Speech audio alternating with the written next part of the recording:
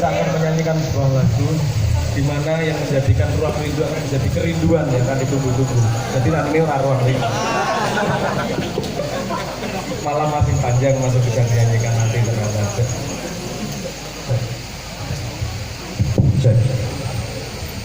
Nanti kita nyanyikan, tapi saya ini Mas Baim juga memberikan PHP tadi seolah-olah demokratis mau apa aku pengen otoriter terserah aku ini bukan dalam rangka untuk menindas tapi dalam rangka melatih kebijaksanaan Anda.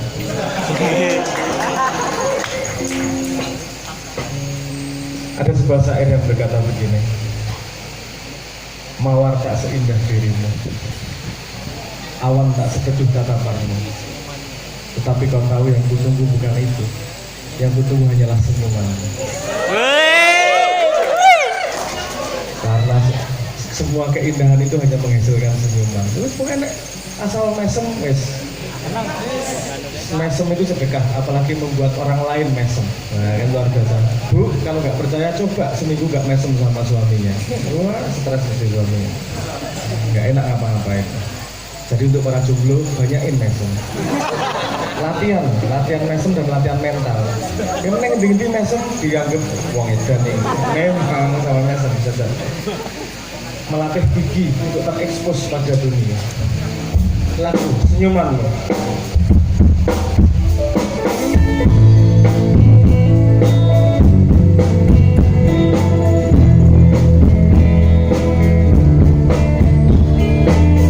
Indah matamu, gerai rambutmu, menunjukkan itu lah keindahan yang memberikan bentuk senyuman, sebentuk usapan kepada hati.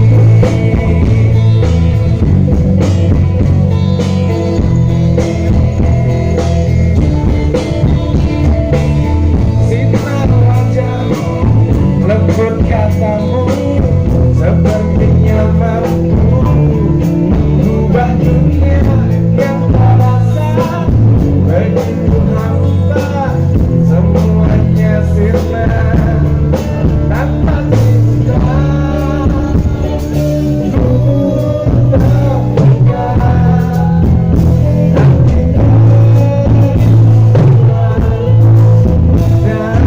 ku menjadi yang ku cari.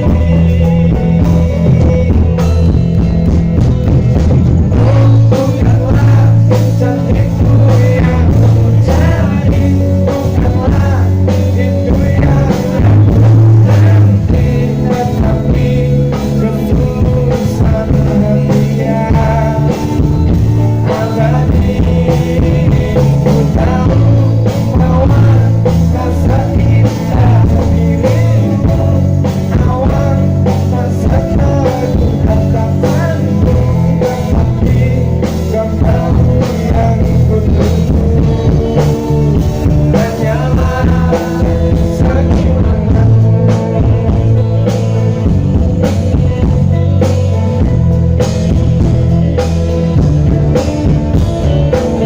Sinar wajahmu, lembut katamu, sepertinya mampu mengubah dunia yang terasa begitu hampa, semuanya sirna tanpa cinta.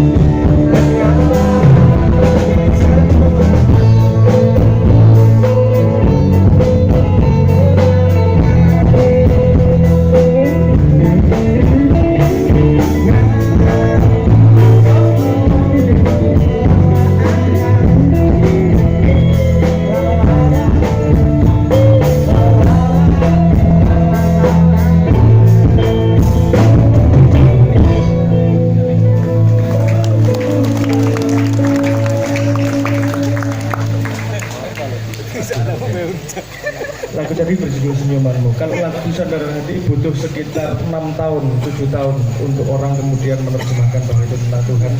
Lagu Senyumanmu ini butuh 10 tahun kayaknya, sekitar 10 tahun lebih untuk ada satu orang yang nulis di blognya mengatakan bahwa ini lagu sholawat. Baru satu orang, tapi tak tunggu ya man kewe. Yang itu baru kebuka nek aku wis mati kan ya man kewe. Itu dari kuburanku dari salah satu wahana kan.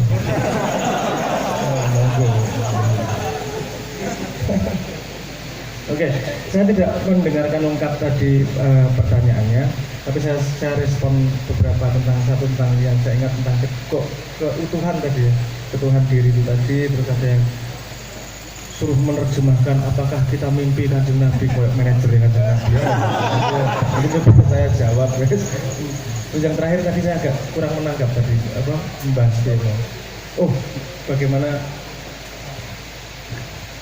mengenal Tuhan? Gimana tadi itu apa? Iya kita menyembah kalau kita nggak mengenal gitu ya. Saya ngasih lambaran dulu ya. Ini semua pasti bukan yang benar. Ini dari perspektif saya. Dari yang paling berharga dari manusia adalah sudut pandangnya. Karena sudut pandang yang berbeda memberi kita informasi yang lebih lengkap. Ini saya akan menjawab dari sudut pandang saya. Semoga bermanfaat. Kalau tidak ya dibuang di les-les untuk di kamar mandi, disemprot di luar sana masalah.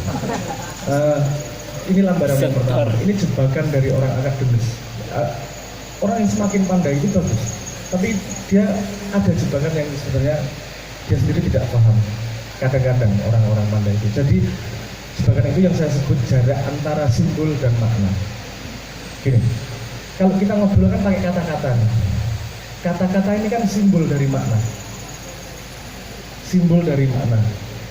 Ya kan, dia bukan maknanya itu sendiri, tapi simbol dari sebuah makna. Nah, simbol ini punya jarak dengan makna. Di sini yang mainan komputer siapa? Komputernya udah 16 bit semua ya, warnanya ya. 8 bit. Warna di komputer berapa tuh? 2000. Berapa banyaknya? 16 bit misalnya RGB 16 bit itu jumlahnya bisa 16 juta jumlah warnanya. Tapi kosakata kita tentang warna berapa? Merah, hijau, biru. Biru agak kemerahan sedikit ya. Sepiro merah kita dari warna hitam sampai putih, abu-abu neon piro kita tidak. Ya pokoknya abu-abu hitam putih gitu aja kan. Mata kita paling bisa membedakan, kalau mata manusia paling bisa membedakan 10-20 abu-abu, jenis abu-abu. Matanya asu ya namanya itu mohon maaf. Mata anjing itu bisa membedakan sampai 150 lebih itu perbedaan hitam putih itu. Nah, makna dan simbol kan ada jarak itu. Kadang-kadang kita selip di situ, debat pada simbol. Padahal ngomong warna aja sama orang Madura nggak nyambung Anda. PKB paling susah kampanye di sana, P3 paling susah, nggak ada warna hijau di sana. Adanya biru daun. Biru daun. Orang ngerti peradaban ini enggak karena hijau, tapi faktanya seperti itu. Jadi ada jarak yang antara simbol sama arti ya. Jadi yang kalau saya katakan nanti selip bisa berarti bahwa simbol yang saya katakan tidak punya makna yang sama jenengan. Jadi harus perlu dimasak lagi nih semua kata-kata yang kita sampaikan. Jangan sampai terjebak sama simbol. Wong akademis biasanya terjebak sibuk karo istilah simbol ini, tapi itu simbol semua rapati penting jane. Yang penting adalah makna yang kamu pahami itu sendiri. Nah, keutuhan itu apa toh? Keutuhan itu adalah kumpulan dari serpihan, sesederhana itu. Dalam hidupmu pasti kamu utuh, tapi utuhmu adalah pada limit pengetahuanmu. Kamu tidak akan tahu bahwa kamu tidak tahu apa yang kamu tidak tahu, guys. Apa itu? Kamu nggak tahu bahwa kamu nggak tahu kok kamu bisa tahu yang kamu tidak tahu. Paham maksud saya? Paham ya? Jadi walking merasa utuh, merasa tahu dunia pasti. Wah ini paling bener ini yang paling bener. Selalu merasa dirinya utuh. Padahal lebih banyak yang dia tidak ketahui daripada yang dia ketahui. Itu nggak hanya jargon, itu benar-benar itu. Saya untuk membuktikan itu secara empiris saya belajar fisika. Dalam ilmu fisika gini, apa yang bisa kita lihat ini, yang disebut sebagai benda ini semua, itu hanya, kalau hitung-hitungan matematis, hitungan fisika beneran, itu hanya 4% dari isinya jagat. Apa cahaya yang ketok, bintang, jagat raya, wah, jumlah bintang itu lebih banyak daripada jumlah butir pasir di muka bumi. dan jumlah atom itu lebih banyak daripada jumlah terus malah pokoknya banget lah karena bayangin itu malah umat pokoknya intinya segitu banyak yang kita lihat itu hanya 4% dari yang ada di jagat itu dari hitungan fisika. Jadi yang kita ketahui sangat jauh lebih sedikit daripada yang kita tidak ketahui. Nah ketika saya ngomong tentang keutuhan gini, saya berangkat dari logika begini, kita hidup itu cuma mengalami yang ini loh, cuma mengalami wadah yang ini loh. Kita nggak bisa mengalami yang lain, yang kita tangkap hanyalah citra-citra terhadap yang lain. Saya juga nggak pernah mengenal Anda, saya hanya melihat Anda, cahayanya masuk ke mata saya, otak saya membuat gambar di kepala saya, dan saya punya persepsi terhadap Anda. Saya nggak kenal Anda, yang ada adalah persepsi saya, yang itu menghasilkan bias. Nah, gini, jadi kalau yang kita alami cuma yang ini, kenapa tidak dieksplorasi secara maksimal? Eksplorasi maksimal gini, orang pengen bahagia tidak pengen merasakan sedih, kan kalimatnya gitu, jadi nggak mau maksimal, yang takkan keutuhan memang. Oh, jenengan ya. Itu tweet tahun 2010 kalau nggak salah ya. Jangan hanya senang sama bahagia, rasakan kesedihan, rasakan frustasi, rasakan putus asa. Yang rindukan keutuhan, jangan rindukan kebahagiaan. Kan saya kalau nggak salah saya ngomongnya gitu. Karena kalau kita merasakan sesuatu, itu pasti pintu ilmu terhadap sesuatu yang lain. Jadi kalau kita menghindari kesedihan ini sayang nih, pintu ilmu nggak dilewati ini. Kenapa toh? Sedih kan nggak mati. Kita pernah mengalami sedih, lihat nih, teman-teman jomblo wis putus asa berapa kali nembak nggak diterima, nggak mati juga tuh. Kenapa nggak? Maksudnya kenapa nggak dieksplorasi, nggak dinikmati, nggak dicari ilmunya? Karena biasanya setahu pengalaman saya, kalau ada emosi yang keluar, entah itu terlalu bahagia, entah itu terlalu sedih, entah itu frustasi, entah itu marah. Kalau saya udari, bahasa Indonesia apa ya?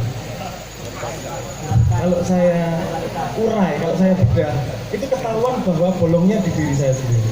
Dan ketika sudah tahu bolongnya, selesai itu masalah. Nggak jadi menyedihkan lagi. Saya bisa menertawakan saya kemarin yang sedih-sedih, marah-marah misalnya gitu. Misalnya saya biasanya ngasih contoh gini, Anda kalau dikatain pesek marah nggak? Gue bijaksana ya. Oke, misalnya yang belum bijaksana nih, pesek. Ngos gitu. Kira-kira marah nggak? Kebanyakan orang akan menjawab marah. Kenapa? Karena saya dihina. Tidak ada satu hal pun yang orang lakukan yang bisa membuat saya marah. Kalau saya marah, masih terpengaruh sama orang. Jadi sumber saya marah pasti diri saya sendiri. Kalau saya dilok ke pesek, saya marah berarti dari asal kepercayaan bahwa saya percaya pesek itu jelek, mancung itu baik. Kalau saya percaya itu, berarti kalau dikatain pesek saya marah. Kalau saya nggak percaya itu kan nggak marah jadinya. Urusannya bukan yang ngatain, urusannya ketidakseimbangan dalam diri saya. Jadi nomor satu yang saya cari ketika ada ledakan emosi, itu adalah apa yang salah di diri saya. Karena kalau saya tidak tenang seperti permukaan air, bergolak, pasti ada yang salah di diri saya. Pasti bukan orang lain, urusannya bukan orang lain, pasti di dalam diri saya. Saya mencari nomor satu kesalahan di dalam diri saya. Nah, pengalaman hidup itu sayang kalau nggak dieksplorasi. Saya pernah benar-benar lagi sedih. Waktu itu adik saya meninggal, adik saya langsung, kakaknya Haya, ketika masih bayi meninggal, dan saya sedih. So, mencoba merasionalisasikan belum sampai, nggak bisa karena masih terlalu sedih. Saya merungkau di bawah kursi, di bawah meja, saya nangis 4 jam. Tak biarin, wes nangis kok, punya hak kamu nangis kok. Nggak tak biar wes ngasih grantes, wes grantes, oke udah selesai, oke udah bisa diajak mikir, saya mikir. Saya mikir terus, yang saya tangisi apa sih? Karena dia meninggal tuh ketemu Tuhan ya, saya seumur hidup pengen ketemu Tuhan ya. Ada orang mau ketemu Tuhan kok malah saya sedih. Oke, saya sedih karena saya tidak kemudian bisa punya adik. Loh, saya sedih sama akses saya terhadap punya adik. Saya manja urusannya, bukan urusan mencintai yang mil. Seharusnya saya bahagia dia meninggal. Yo memang secara normal tidak pas ya. Masuk orang mau nangis, alhamdulillah kedurenan, yo ada yang mati gitu kan juga enak. Tapi kalau secara logika, saya seumur hidup mencari Tuhan. Kalau ada orang ketemu Tuhan, maksud saya sedih, seharusnya kan bahagia. Logikanya gitu. Setelah menemukan jalur itu, oke, sedih saya hargai sebagai sebuah proses yang responnya bukanlah gerung-gerung nangis seperti itu, dan itu agak kelainan di keluarga saya di Jombang memang. Nah, ono keluarga meninggal gitu ya kumpul guyang-guyu diskusi ini sampai dirasani tetangga. Ono meninggal kok orang ono sedih-sedih malah guyang-guyu gitu. Ya, rada loro memang gitu aja. Ya, daripada menjelaskan panjang lebar. Jadi maksud saya gitu, sayang apa yang kita alami tidak kita jadikan ilmu.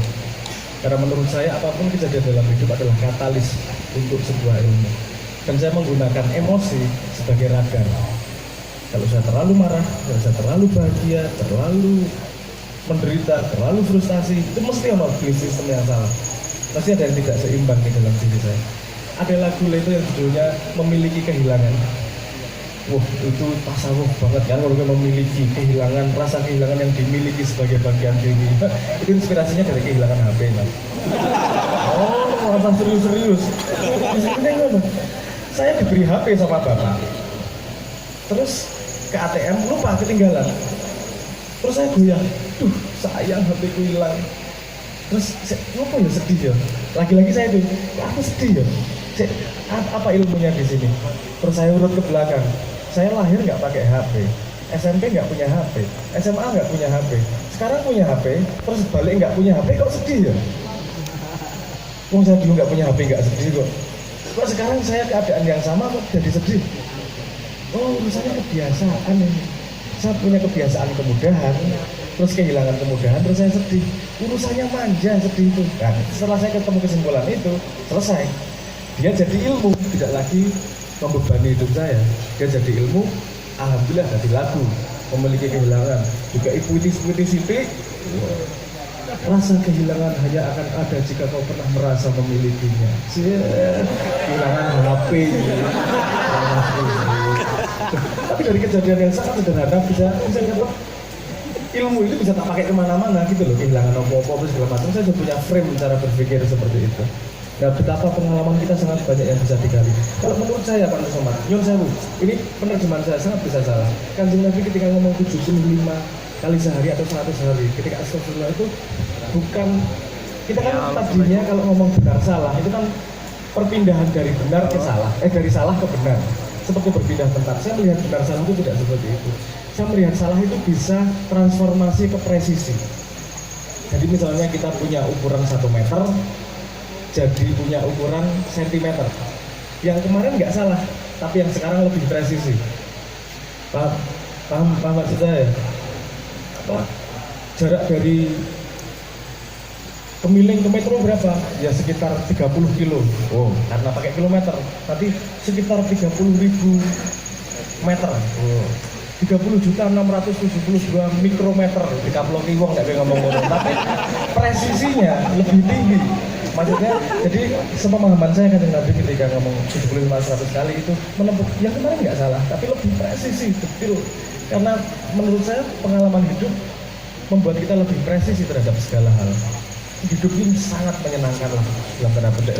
Kalau melihatnya sebagai wahana katalis untuk mendapatkan ilmu, tidak ada satu detik pun yang tidak menyenangkan lah. Sedih-sedihnya itu kan belum mati. Selama belum mati kan masih cerita masih terus. Bisa ngaplengi diri, so goblok-gobloknya diri. Anda nggak usah jauh-jauh, Anda lihat tweet Anda 2 tahun yang lalu lah ketawa. Ya, lihat status Facebook guys. Saya sok jijik sama diri Anda sendiri nanti. Aku ya gitu. Tapi menyenangkan, ya Allah, aku ada pertumbuhan. Saya melihat diriku sendiri yang berbeda. Nggak aku delete, eman-eman. Saya harus melihat diri saya yang sangat bodoh itu. Nyenengke kok. Bodoh itu bukan hina kok. Bodoh itu bagian dari perjalanan kok. Nggak masalah. Oh, Leto ini band yang paling dibully dulu ketika keluar di Jakarta. Kenapa? Karena Leto potong rambut di salon itu ya ketika jadi Leto. Sak durungnya dipotong karo guru nih. Petak-petak rakaruan kayak pernah patung. Apa namanya? Jadi kita dilok ke band desa, ngomongin medok, ora iso dandan dan seterusnya. Itu udah sakit hati kalau meletakkan martabatnya di situ. Tapi bukan kita sabar, bijaksana, enggak. Pancen yo apa? Besok yo wis sangat Jadi orang Pak Medok ngomongnya enggak Jakarta, jadi Jogja langsung. Jakarta. Kalau kamu memandang itu lebih rendah dari kamu, no problem itu. Kamu punya hak 100% untuk memandang apapun. Menurutmu kamu aku hina, no problem. Aku tidak akan menjadi hina dari pandanganmu. No problem, aku daulat. Pengennya kan mandiri, daulat. Aku punya cara berpikirku sendiri. Asal aku tidak menyakitimu, kan sederhana itu. Aku tidak merugikanmu, aku orang jaluk. Nah anaknya Ayu tak jaluk sih.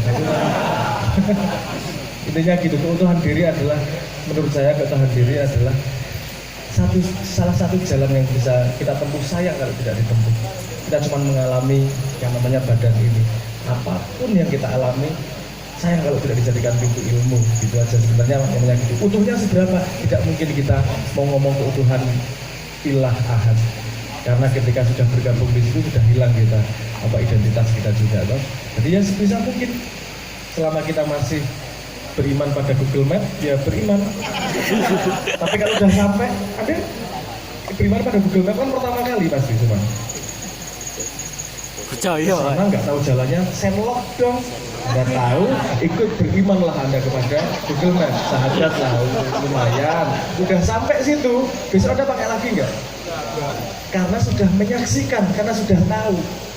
Jadi aku kadang-kadang di beberapa tempat aku agak dimarahin ketika aku ngomong gini, tujuan hidup saya adalah menghilangkan iman. Galak ya menghilangkan iman. Iya, wah jadi kafir. Tahu sih biar kafir. Maksudnya menghilangkan iman itu begini.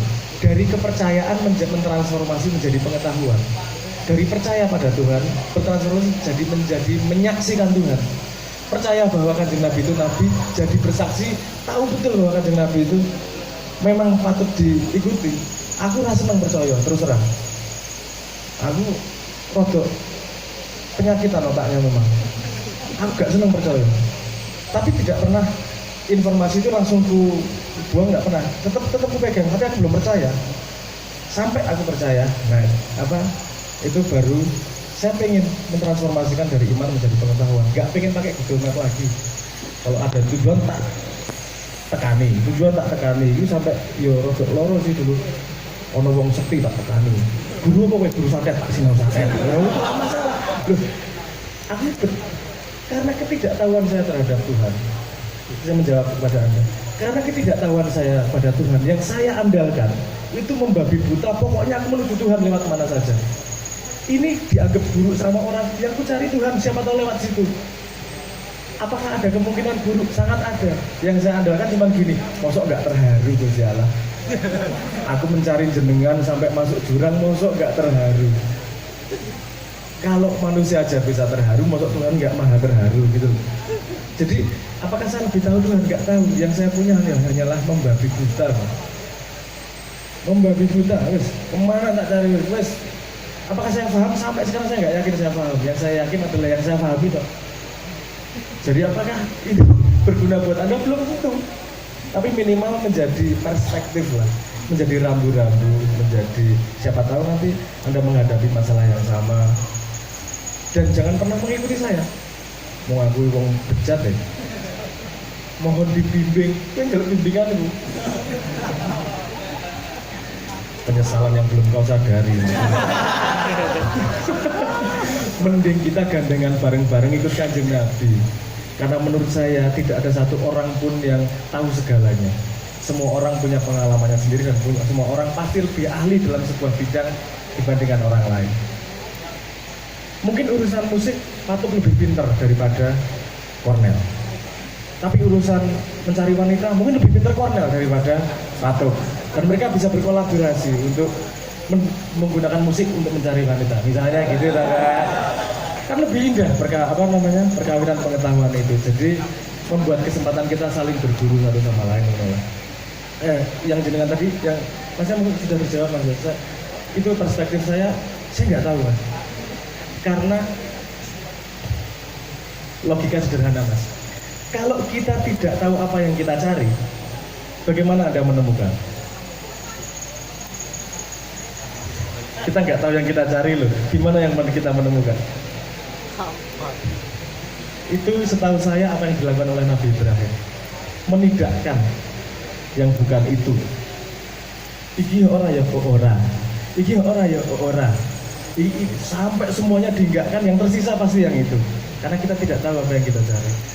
Kalau saya strateginya seperti itu. Kebetulan la ilaha illallah itu juga tiada Tuhan dulu. Jadi ini tidak sampai selain Allahnya itu. Jadi nggak bisa menjawab mas.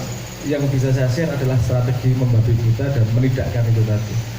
Karena kita sama-sama tidak lebih tahu mana yang lagi-lagi bagaimana mungkin kalaupun tahu mas, saya kan harus menjelaskan pakai simbol kata-kata dan kata-kata saya tidak akan ada maknanya juga kalau anda nggak paham apa simbol tersebut kan gitu. Jadi Kanjeng Nabi itu luar biasa banget bahwa refleksi pemahamanmu itu pada lakumu, bagaimana kamu di masyarakat yang lain. Terus ora penting dapurmu, terus ora penting gue pinter nang di berapa puluh tahun, ratus tahun aku belajar di mana, kamu bermanfaat nggak buat sekitarmu, sesederhana itu. Dan siapapun bisa punya kesempatan untuk menjadi manusia luar biasa dengan sangat bermanfaat. Kanjeng Nabi bisa top-topin menungso lah. Aku yo ora enak nek mesuh. Tapi mesuh itu ekspresi kekagumanku yang paling tinggi itu. Dulu saya pernah dikritik Simbah karena saya waktu kecil sering ngomong Tuhan ki edan yo, Tuhan ki edan yo. Kok edan ki Gusti Allah. Enggak, maksud saya luar biasa ki lho, gendeng ki lho. Ini ampuhe ngene ki lho. Itu bikin paradoks, bikin keindahan dalam paradoks ini nyebai banget, ini nyenengke banget ini. Kalau dulu kecilnya pengalaman saya tentang kagum sama cacing. Bagaimana tanah yang begitu keras bisa ditembus oleh makhluk yang begitu lembut. Ini bersalah dia tuh ini gawe ini absurd deh. Orang ada konsistensi dalam penciptaan deh. Ya, karena belum paham, enggak masalah belum paham. Orang-orang ngerti kok. Orang bodoh tidak dihukum. Sayangnya kamu nggak boleh bodoh sama Kanjeng Nabi, suruh lebih baik setiap hari. Sudah dipageri, ampuh ngayon. Orang iso tok akali luwih pinter ya. Wah, top ya. Berbahaya. Oke, pingin jenengan tadi apa? Tentang mimpi ya Allah. Iya jatuh. Oh ini Pak, ini. Apakah saya sebenarnya sudah bermimpi sama Tuhan tapi bermimpi ketemu sama Kanjeng Nabi tapi belum sadar? Sudah mas. Nggak sadar kok. Asik. Apa itu menghilangkan keraguanmu? Gue tetap jangan percaya tuh sama itu ya. Jawaban apapun gue tetap nggak menghilangkan keraguanmu. Tapi kadang-kadang keraguan tidak perlu dihilangkan karena itu membuatmu rindu dan cinta kepada Kanjeng Nabi dan pengen ketemu siapa. Pelihara berprasangka baik, sopo ngerti Kanjeng Nabi. Gue ngimpi ketemu gajah, iki kok jodoh Kanjeng Nabi dari gajah. Duh, orang itu kok, karena cinta kok. Karena cinta semua itu jadi indah. Gue paling jomblo ya, orang merasa cinta. Nek cinta kuwi, bojomu nuntut ambune koyo parfum. Ora percaya aku nek kowe cinta, untuk dik. Karena cinta semuanya bisa jadi oke. Jadi simbol bener atau salah nanti dulu, tapi kalau kamu sudah memiliki cinta, pelihara sampai kapanpun. Sip, matur nuwun. Assalamualaikum warahmatullahi wabarakatuh. Oke, ya tambah.